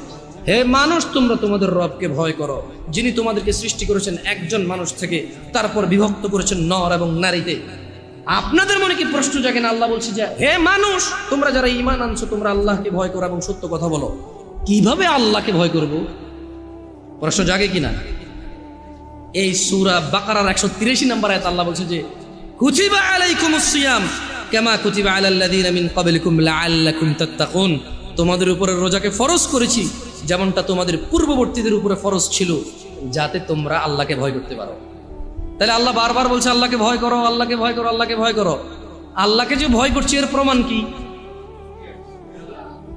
এটা অনেকগুলো আমালের মাধ্যমে প্রমাণ করতে হবে যে আমরা আল্লাহকে ভয় করি, কিন্তু খুবই ইম্পর্টেন্ট যেটা আল্লাহ সুবহানাহু ওয়া তাআলা উল্লেখ করেছে, একেবারে সরাসরি কথা বলেছে যে কামা কুতিবা আলাইকুমুস সিয়াম লাআল্লাকুম তাত্তাকুন, তোমাদের উপরেও রোজাকে ফরজ করা হয়েছে যাতে তোমরা আল্লাহকে ভয় করতে শিখো। তোমরা কি আল্লাহকে ভয় করতে শিখবা? সামনে রমাদান মাস আসতেছে, তোমরা তোমাদেরকে প্রস্তুত করো। আমি যারা ভ্যান চালায়, রিক্সা চালায়, অথবা খেটে খাওয়া, দৈনিক দিনে কাজ করে দিনে খায়, সবাইকে অনুরোধ করে বলবো আপনারা রমাদান মাসের জন্য কিছু কিছু কিছু কিছু কিছু জমান। যদি এমনটা হয় যে রিক্সা আপনার রোজা নিয়ে নেবে, ভ্যান আপনার রোজা নিয়ে নেবে, যদি এমনটা হয় মাঠের ওই বীজ বপন আপনার রোজা নিয়ে নেবে, যদি এমনটা হয় ওই গাছ কাটতে গিয়ে আপনার রোজা নিয়ে নেবে, যদি এমনটা হয় ওই মাটি কাটতে গিয়ে মাটি আপনার রোজা নিয়ে নেবে, যদি এমনটা হয় এই বাস ড্রাইভিং, এই বাস আপনার রোজা নিয়ে নেবে। যদি এমনটা হয় মানুষ যে তোমার দিন মজুরি, তোমার দিনের কর্ম, তোমার রোজা নিয়ে নেবে, আল্লাহ ভীরুতা নিয়ে নেবে, তবে তুমি বাদ দিয়ে দাও ওই ভ্যান রোজার জন্য। ও এখন বলবে জামশেদ ভাই বড় অযৌক্তিক কথা বললেন, পেট না চললে তখন বুঝতেন। আরে তুমি, তোমার মেয়েটা জন্ম হলো বাঁচবে কিনা জানো না, তার জন্য গাছ লাগাও, মাছ পালো, ডিপিএস করো, সুদ ঘুষ হারাম কিচ্ছু তুমি পরোয়া করো না। কবে তোমার মেয়ে বড় হবে এই আরেক বেটার সাথে ভেগে যাবে, নাকি তোমার কথা মতো বিয়ে করে তোমার খরচ যেটা তুমি জমাচ্ছ সেই খরচ তুমি করতে পারবে, তাও তো তুমি নিশ্চিত না। তবু তুমি মাসে মাসে 2000 করে রাখছো কেন? সিয়ামের জন্য কি তুমি এই প্রস্তুতি নিতে পারো না? ও ভাই, তুমি যদি দিনের বেলা রিক্সা না চালাও দেখবা যে সব লোক রাতে সন্ধ্যায় বের হচ্ছে। ভাই, তোমার দোকান খোলাতে যদি রোজা নষ্ট হয়ে যায় দেখবা তুমি যখন দোকান দিনে খুলবা না তখন রাতেই তোমার বিক্রি হচ্ছে। কারণ মনে রাখবা এই নাঙ্গলকোটবাসী এই আশপাশ থেকে বাজার করে, দিনের বেলা দোকান না পেলে রাতে হলেও করতে হবে। দোকানই এগুলা মানুষ মানুষ। عن ابن عمر رضي الله عنهما قال, ابن عمر رضي الله عنهما থেকে বর্ণিত তিনি বলেন, قال رسول الله صلى الله عليه وسلم, রাসূলুল্লাহ সাল্লাল্লাহু আলাইহি ওয়াসাল্লাম বলেছেন, বুনিয়াল ইসলামু আলা খামস, ইসলামের স্তম্ভ 5টি। তো কি? শাহাদাতি আল্লা ইলাহা ইল্লাল্লাহ ওয়া আন্না মুহাম্মাদুর রাসূলুল্লাহ। এই ইসলাম, পুরো ইসলামটা এই 5টা খুঁটির উপরে আছে। এই 5টা খুঁটির উপরে আছে, এরকম 5টা খুঁটির উপরে এই বুনিয়াল ইসলাম আলা খামস, এই 5টা স্তম্ভের উপরে ইসলাম। তোমার যত আমাল, তোমার যত সৎকর্ম, তোমার যত নেকির পুণ্য কাজ, সবকিছু এই 5টা আমালের মধ্যে আছে। এই 5টা খুঁটির মধ্যে আছে তোমার সমস্ত আমাল, ভালো অথবা মন্দ। ইসলামটাই টিকে আছে 5টা খুঁটির মধ্যে। বুনিয়াল ইসলাম আলা খামস, 5টা স্তম্ভের মধ্যে ইসলামটা আছে। ইসলামের স্তম্ভই হচ্ছে 5টা। তো 1 নাম্বার স্তম্ভ কি? 5টি স্তম্ভের মধ্যে একটি স্তম্ভ হচ্ছে আল্লাহকে সাক্ষ্য দেওয়া যে তিনি ছাড়া কোনো মাবুদ, ইবাদত যোগ্য, উপাস্য যোগ্য, পরোয়া যোগ্য, ভয় যোগ্য দিতে পারে এমন কেউ তিনি ছাড়া নেই। তিনি ওয়াহাব, তিনি রহমান রহিম, ওয়াদুদ, গফুর, করিম, তিনি সত্তার, জব্বার, তিনি কাহার, তিনি বিচার দিবসের মালিক, তিনি পৃথিবীর মালিক, তিনি আসমান ও জমিনের মালিক। লা ইলাহা ইল্লাল্লাহ, কোনো ইলাহ নেই, কোনো মাবুদ নেই, কোনো হকদার নেই আল্লাহ ছাড়া ইবাদতের, এইরকম সাক্ষ্য দেওয়া এবং তার সঙ্গে সাক্ষ্য দেওয়া যে মুহাম্মদ ইবনে আব্দুল্লাহ সাল্লাল্লাহু আলাইহি ওয়াসাল্লাম, আব্দুল্লাহর পুত্র মুহাম্মদ সাল্লাল্লাহু আলাইহি ওয়াসাল্লাম, আমিনার পুত্র মুহাম্মদ সাল্লাল্লাহু আলাইহি ওয়াসাল্লাম আল্লাহর প্রেরিত বান্দা এবং রাসূল। এই সাক্ষ্য যে দিল সে ইসলামের একটা স্তম্ভকে দাঁড় করালো নিজের জন্য। ওয়া ইকামিস সালাহ, এবং সালাত প্রতিষ্ঠা করা। সালাত হচ্ছে ইসলামের আরেকটি স্তম্ভ। ওয়া ইতাইজ যাকাত, এবং যাকাত প্রদান করা, যাকাত আদায় করা, যাকাত দেওয়া ইসলামের আরেকটি স্তম্ভ। ওয়াল হজ, এবং সামর্থ্যবান হজ করবে, সামর্থ্যবান যাকাত দেবে। ওয়া সাওমি রমাদান, ইয়া নাস, মানুষ ইসলামের স্তম্ভ 5টি। এই 5টি স্তম্ভের মধ্যে অন্যতম একটি স্তম্ভ হচ্ছে ওয়া সাওমি রমাদান, রমজান মাসে সিয়াম পালন করা। তাহলে যে রমাদান মাসে সিয়াম পালন করে না তার ইসলাম যে 5টি স্তম্ভের উপরে টিকে আছে এটা পড়ে গেল। 5 তলা বিল্ডিং, আরে 5 তলা বাদ দেন, 2 তলা বিল্ডিং। আচ্ছা, এই মসজিদটা কোনো তালা আছে এখন? উপরে কি উঠছে? এটা যদি পিলার এখন যদি বুলডোজার দিয়ে ভেঙে দেওয়া হয়, এখানে এটার ভিতরে কেউ এসে বসবে এখন নামাজ পড়তে? পিলার কিন্তু 16-17টার উপরে আছে, জায়গা 18টা আছে মনে হয়, আরো বেশি হতে পারে, আমি জানি না। যে স্পেস আরো বেশি হতে পারে পিলার। এতগুলো পিলারের মধ্যে একটা পিলার যদি মানে কেউ যদি বলে যে ভাঙ পিলারটা, ভাঙ, ধর এটা ভাঙ, বসবেন না এখানে? আরে ভাই, 20, 22টা, 17, 18 পিলারের মধ্যে একটা পিলার ভাঙিয়ে গেলে বসবেন না? ভাঙিয়া পড়বে না। মাত্র 5টা পিলার ইসলামের। কয়টা? নামাজ একটা পিলার, যেটা অধিকাংশ মানুষের ভেঙে ফেলছে নাই। রমাদান এভাবে যে মানুষ ভাঙে, আমি ঢাকা শহর না গেলে আমি জানতাম, ওই যে তাল খাওয়া না দেখলে ওয়াল্লাহ আল্লাহর কসম, আমি সৌদি আরবে ছিলাম, মানুষ যেভাবে জনসম্মুখে মুসলমান দাঁড়িয়ে আছে মুখে, আবার তারাবিও পড়ে, চেষ্টা করে মাঝে মধ্যে তারাবি পড়তে, এক দুই রাকাত 4 রাকাত যা পারে পড়ে। মানুষ যেভাবে সিয়াম মানে তার ইসলামের স্তম্ভটাকে সে নিজে যে ইসলামের উপরে টিকে আছে, সেই ইসলামের স্তম্ভকে যে তার জন্য নিজের জন্য যেভাবে ভেঙে ফেলে এবং সে স্টিল দাঁড়ায় থাকে, মনে করে হ্যাঁ আরে মরে গেলে কোরআন খতম করে দেবে, শেষ জান্নাত। এখানে মানুষ কোরআন পড়ে না, খতম করে। শোনো বেতাগা জামে আল আকসার মুসল্লিরা, যারা তোমরা আজকে দূর দূরান্ত থেকে এসেছো, তোমরা জেনে রাখো, আন জাবির রাদিয়াল্লাহু আনহু, জাবির রাদিয়াল্লাহু আনহু থেকে বর্ণিত, তিনি বলেন, আন্না রাজুলান সাআলা রাসূলুল্লাহ সাল্লাল্লাহু আলাইহি ওয়াসাল্লাম ফাকাল, একজন ব্যক্তি রাসূল সাল্লাল্লাহু আলাইহি ওয়াসাল্লামের কাছে জিজ্ঞাসা করে বলল, আরাআইতা ইযা সাল্লাইতুস সালাওয়াতিল মাকতুবাত ওয়া সামতু রমাদান, বলল যে আমি যদি শুধু ফরজ নামাজ পড়ি। একজন লোক রাসূল সাল্লাল্লাহু আলাইহি ওয়াসাল্লামের কাছে এসে বলল যে ইয়া রাসূলুল্লাহ, আমি যদি শুধু ফরজ নামাজ, মানে যে খুঁটি, ফরজ নামাজ হচ্ছে কি স্তম্ভ, ফরজ নামাজ কি, এই লোকটা বলছে যে আমি দিনে শুধু 17 রাকাত নামাজ পড়ব। সে ভিতির পড়বে এমনটা বলেনি, নফল এগুলা বললে আপনারাও কি ছেড়ে দিবেন নাকি ভিতির নফল? আমি মনে হয় নফল আর ভিতির ছেড়ে দেওয়ার জন্য বলতেছি, ঠিক না? বহুত খারাপ এই হুজুর, ঠিক না? এই যে ইউটিউব বলে আমার লিখবে তো কি খারাপ হুজুর।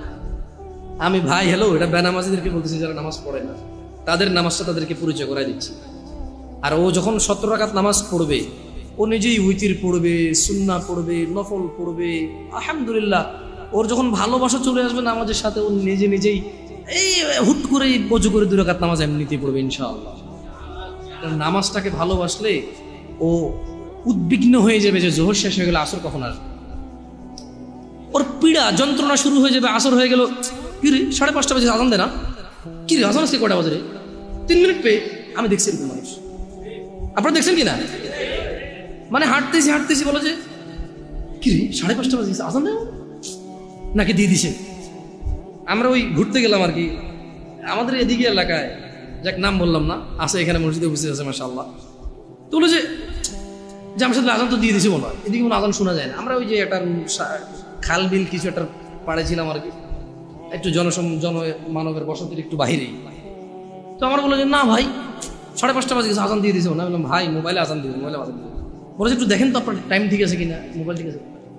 আমি দেখেছি ওর উদ্বিগ্নতা সলাতের জন্য। একসাথে আসর আদায় করেছিলাম, আমরা 3-4 জন ছিলাম। এই 3-4 জনের মধ্যে একজন পরেশান হয়ে গেছে, 5:30 বাজে গেছে, মাগরিব আজান দেয়নি এখনো। দিন ছোট ছিল, 5:20-25 যখন আজান হয় তখন।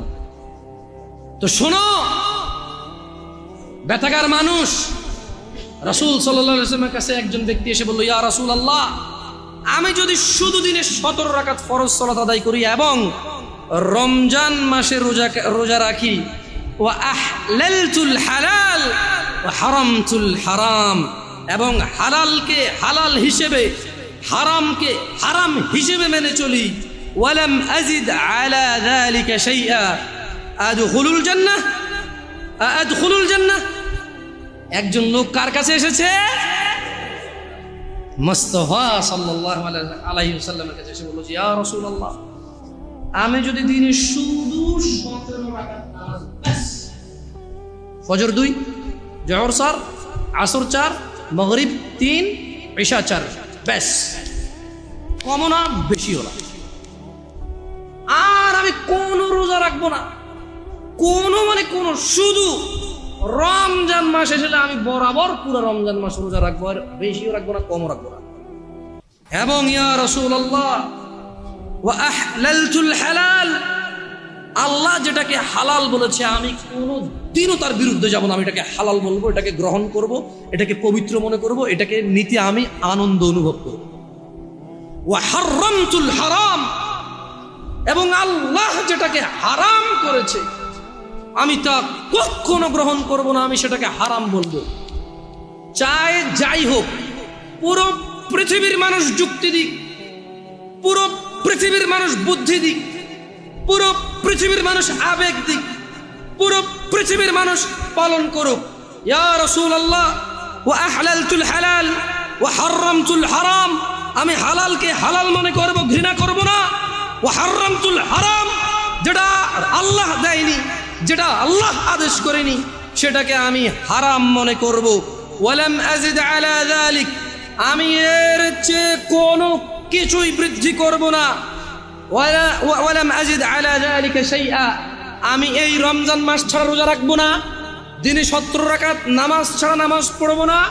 আল্লাহ যেটাকে হালাল বলছে তাকেই হালাল বলবো, আল্লাহ যেটাকে হারাম বলছে তাকেই হারাম বলবো, এবং এর বেশি কিছু আমি করব না। আদখুলুল জান্নাহ ইয়া রাসূলুল্লাহ, আমি যদি আল্লাহর হালালকে হালাল বলি, আল্লাহর হারামকে হারাম বলি, শুধু 17 রাকাত নামাজ পড়ি, রমজান মাসে শুধু যদি পুরো মাস রোজা রাখি, আমি কি জান্নাতে প্রবেশ করব ইয়া রাসূলুল্লাহ? قال محمد بن عبد الله صلى الله عليه وسلم رحمة للعالمين إمام الأنبياء إمام المرسلين صلى الله عليه وسلم তিনি বললেন নাম, হ্যাঁ। قال والله لا أزيد على ذلك شيئا, ওই ব্যক্তি বলল আল্লাহর কসম, আমি দিনে 70 রাকাত নামাজ, রমজান মাসের রোজা, আল্লাহর হালালকে হালাল, আল্লাহর হারামকে হারাম, এর বাহিরে কোনো কিছুই বৃদ্ধি করব না। সহিহ মুসলিমের হাদিস। আল্লাহর নবী বলেছে ও জান্নাতে যাবে যদি সে এটা করে। সে যে যা বলেছে, দিনী ভাইরা যারা আপনারা কঠোর পরিশ্রম করেন, আমি বলি কি, শুরু করেন দিনে 17 রাকাত সালাত দিয়ে শুরু করেন। হাইয়া আলাস সালাহ বললে মসজিদে চলে আসেন। ওয়াল্লাহি সালাত কঠিন কিছু নয়। বেতাগার মানুষ, তোমাদেরকে ছোট্ট একটা উদাহরণ দিই, যদিও খুতবাটা আসলে খুতবা তো টাইমটা নির্ধারিত, ইনশাআল্লাহ এর মধ্যে শেষ করার চেষ্টা করবো সর্বোচ্চ। বেতাগার মানুষ, তোমরা যারা নামাজ আদায় করো না, নামাজ কঠিন কিছু তো নয়। আমি তোমাকে কি নামাজের একটা নমুনা বলবো? দেখো নামাজ কি জিনিস। আল্লাহু আকবার বললে, তুমি সানা পড়লে, আউযু বিল্লাহ পড়লে, বিসমিল্লাহ পড়লে, আলহামদুলিল্লাহি রাব্বিল আলামিন মানে সূরা ফাতিহা পড়লে, সঙ্গে যে কোনো একটা সূরা হইলেই হলো, সঙ্গে যে কোনো সূরার বড় একটা আয়াত হইলে হইলো, অথবা ছোট ছোট 3টা আয়াত হলে চলবে। আমি কি তোমাকে ছোট 3টা আয়াত পড়ে শোনাবো? আউযু বিল্লাহি মিনাশ শাইতানির রাজীম, ওয়াল মুরসালাতি উরফা ফাল আসিফাতি আসফা, 2 আয়াত হয়ে গেছে কিন্তু। আল্লাহু আকবার, এরকম ছোট 3টা আয়াত পড়লেই হলো। قل هو الله أحد الله الصمد لم يلد ولم يولد ولم يكن له كفوا أحد। তো জামশেদ ভাই, নামাজ সহজ কিভাবে? আমি তো শুধু আলহামদুলিল্লাহ সূরা পারি আর কুল হুল্লাহ পারি, আর কিছু এখন পারি না। তো ঠিক আছে, তুমি প্রথম রাকাতে আলহামদুলিল্লাহ সূরা পড়ো, রুকুতে যাও। আচ্ছা, প্রথম রাকাতের রুকুতে সুবহান রাব্বিয়াল আযীম, সুবহান রাব্বিয়াল আযীম, সুবহান রাব্বিয়াল আযীম। দ্বিতীয় রাকাতের রুকুতে কি অন্য কিছু?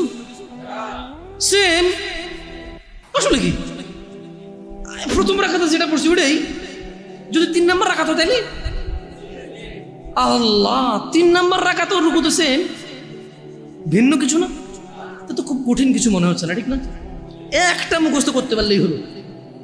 আচ্ছা, চতুর্থ রাকাতের রুকুতে কি পড়বো? সেম। আরে না, এখানে অনেকে সালাত আদায় করে না, বলে যে কঠিন, আমি সালাত করতে জানি না।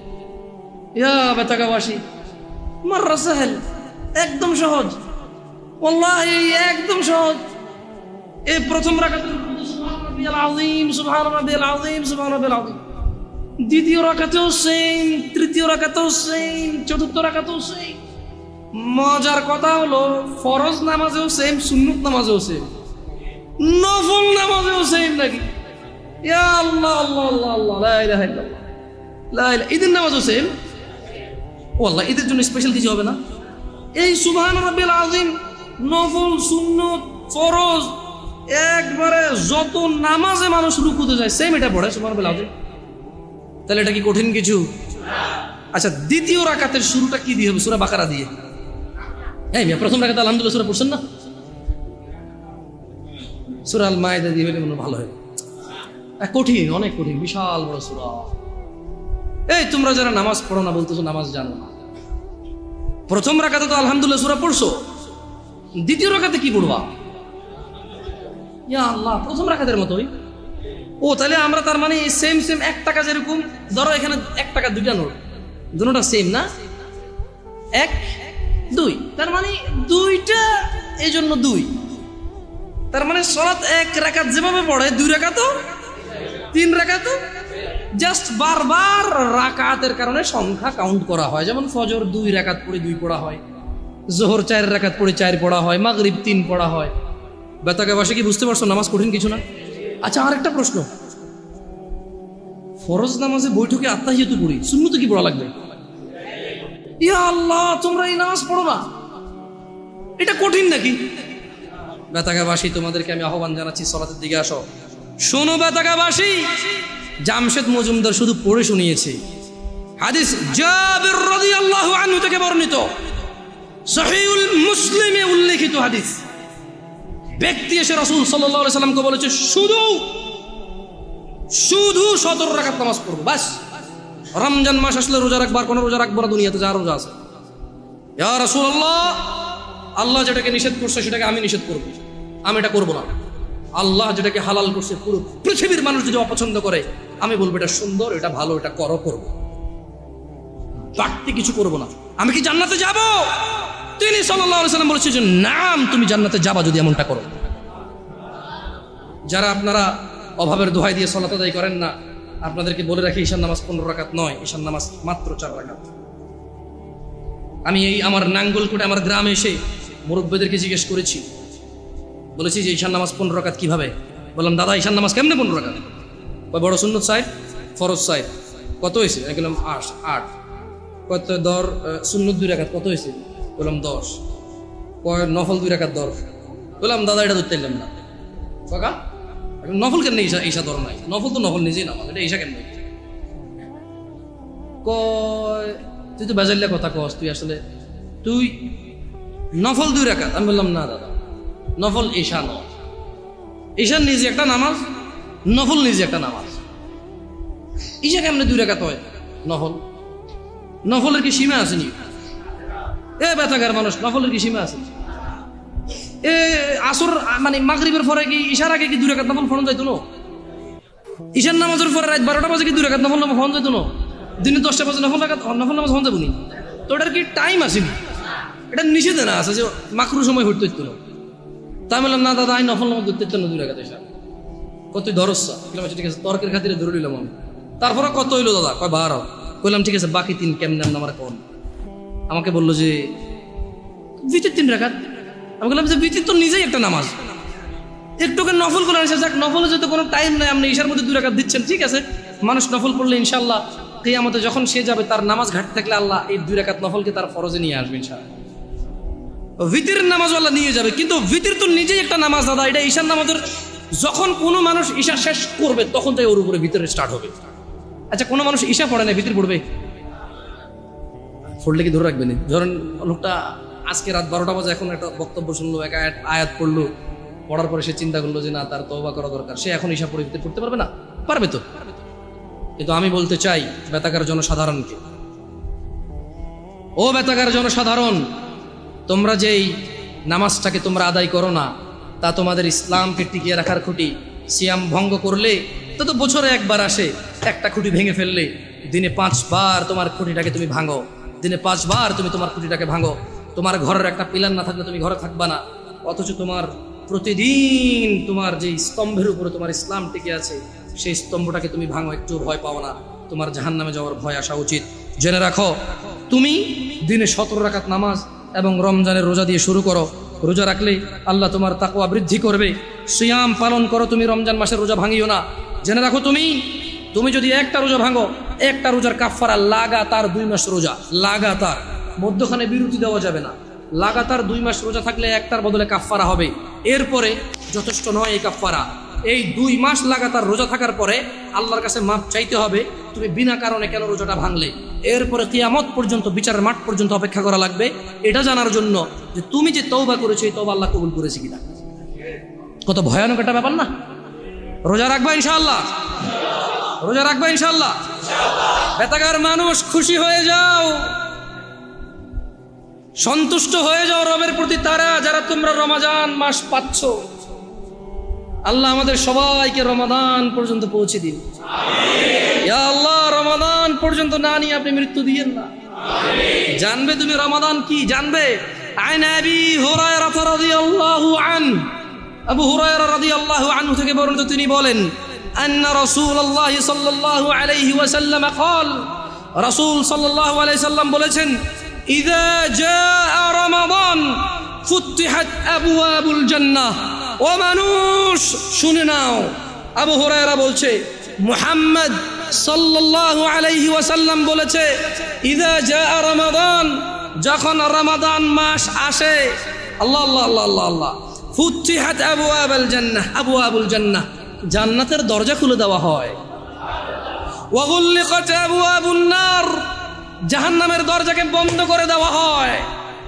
আলহামদুলিল্লাহ, ইয়া আল্লাহ, কি মাস এটা? ইয়া আল্লাহ, আরে কি মাস! সুবহানাল্লাহ, সুবহানাল্লাহ।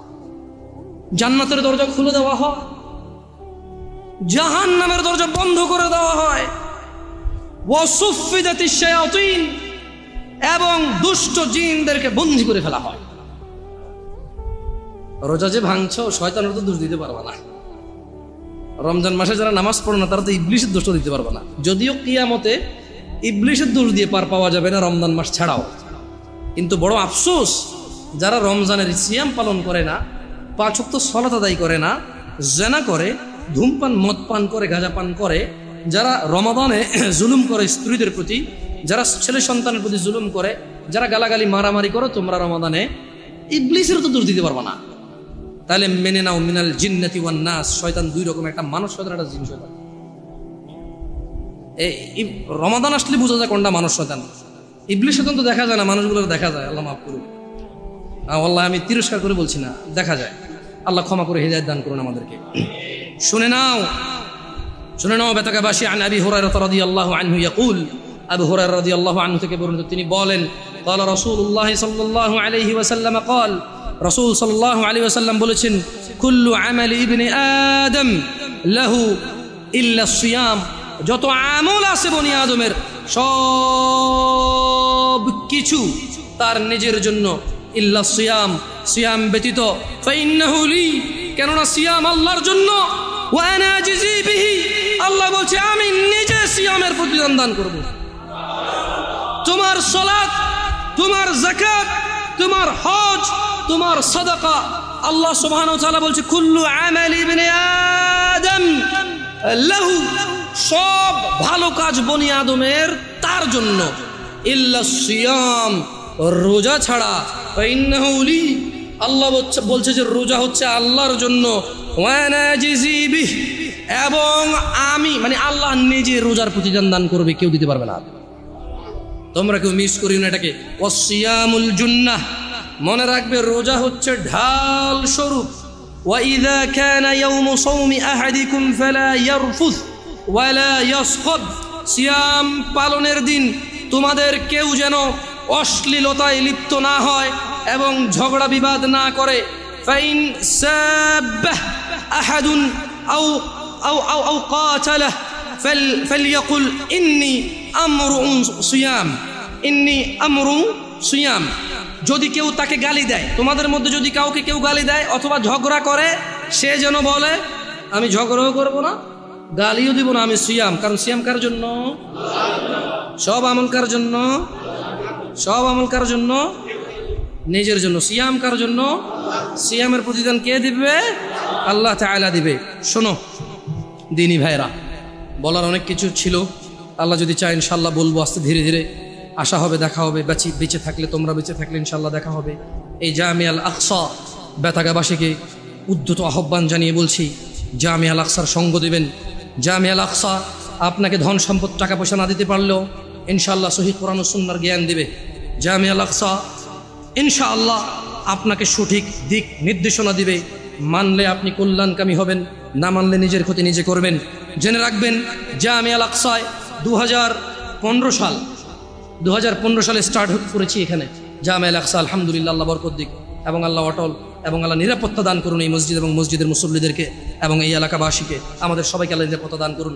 জেনে রাখো বেতাকাবাসী, এই জামিয়া আল আকসা 2015 সাল পর্যন্ত তোমাদের মধ্যে কেউ এখন এরকম বলতে পারবে না যে এমন কোনো আমাল তোমাকে করতে বলেছে যা হাদিসের বিরুদ্ধে এবং কোরআনের বিরুদ্ধে। এই জামিয়া আল আকসায় এখন পর্যন্ত এমন কোনো খতিব 2015 সাল আমি আসার পর থেকে আসেনি যে তোমাকে এমন কোনো কাজ থেকে নিষেধ করেছে অথচ তা আল্লাহ অনুমোদন দিয়েছে, রাসূল অনুমোদন দিয়েছে। এমন কোনো কাজে এখন পর্যন্ত এখানে কোনো খতিব এসে তোমাকে নিষেধ করেনি। বেতাগাবাসী, তোমরা এই মসজিদের সঙ্গে থাকলে হয়তো হালুয়া রুটি পাবা না, খিচুড়ি বিরিয়ানি পাবা না, মিষ্টি জিলাপি পাবা না, তবে ইনশাআল্লাহ একটা একনিষ্ঠ দিন পাবা যা কোরআনের উপরে ভিত্তি করে, যা হাদিসের উপরে ভিত্তি করে। তোমরা এই মসজিদকে আঁকড়ে ধরো। তোমরা অবশ্যই জামিয়া আল আকসার শুক্রবারের জুমার খুতবাটা মিস করিও না। জেনে রাখবে, জামিয়া আল আকসা কোনো কিস্সা কাহিনী বলে না। জামিয়া আল আকসা এই বেতাগা নাঙ্গলকোট পৌরসভা 1 নম্বরের এই মসজিদ 2015 সালের পর থেকে এখন পর্যন্ত মানুষকে কিস্সা কাহিনী বলে খুতবা শোনায়নি। চেষ্টা করেছে যত খতিব এসেছে এখানে কোরআনের আয়াত বলে, হাদিস পড়ে তার বঙ্গ অনুবাদ সমসাময়িক বাস্তবিক 2-1টা উদাহরণ দিয়ে ব্যাখ্যা করে তোমাদেরকে বলার চেষ্টা করেছে। হ্যাঁ, এই জামিয়া আল আকসার খুতবা অধিকাংশ সময় তোমাদের ইচ্ছার বিরুদ্ধে গেছে, অধিকাংশ সময় তোমাদের মতের বিরুদ্ধে গেছে। জামিয়া আল আকসার খুতবা অধিকাংশ সময় তোমাদের জ্ঞান যা তোমরা জানতে তার বিরুদ্ধে গেছে। কিন্তু জেনে রাখো, একবারও এটা তুমি বলতে পারবে না যে অমুক সূরার অমুক আয়াতের বিরুদ্ধে গেছে, অমুক হাদিস গ্রন্থের অমুক হাদিসের বিরুদ্ধে গেছে। তোমরা জামিয়া আল আকসাকে ভালোবাসো আল্লাহর জন্য, আল্লাহ তোমাদেরকে ভালোবাসুন। জেনে রাখো, রাসূল সাল্লাল্লাহু আলাইহি ওয়াসাল্লাম বলেছে, কুল ইন কুনতুম তুহিব্বুনাল্লাহ, এদেরকে বলে দিন এরা যদি আল্লাহকে ভালোবাসে, ফাত্তাবিউনি, তাহলে যাতে মুহাম্মদ সাল্লাল্লাহু আলাইহি সাল্লামকে এরা যাতে ভালোবাসে, ইউহিব্বুকুমুল্লাহ, যারা মুহাম্মদ সাল্লাল্লাহু আলাইহি সাল্লামের অনুসরণ করবে আল্লাহ তাদেরকে নিজেই ভালোবাসবে। বেতাগাবাসী, তোমরা সন্তুষ্ট হও, আল্লাহর প্রশংসা করো যে তোমাদের মাঝে এমন একটা মসজিদ হয়েছে যে মসজিদে কোনো কিস্সা কাহিনী হয় না, কোরআন এবং হাদিসের আলোচনা হয়। হ্যাঁ, আমি আবারও বলছি, তুমি সন্তুষ্ট হও। তোমার বিরুদ্ধে যায়, তোমার জ্ঞানের বিরুদ্ধে যায়, কিন্তু রবের পক্ষে আসে, রাসূলের পক্ষে আসে, তুমি সন্তুষ্ট হও। তোমার সন্তুষ্টির কারণ হওয়া উচিত। ওয়াখির দাওয়ানা আলহামদুলিল্লাহি রাব্বিল আলামিন, আকুলু কওলি হাযা ওয়াস্তাগফিরু লি ওয়া লিসাইরিল মুমিনিনা ওয়াল মুমিনাত ফাস্তাগফিরুহু ইন্নাহু হুয়াল গফুরুর রহিম। সবাই ইস্তিগফার করেন।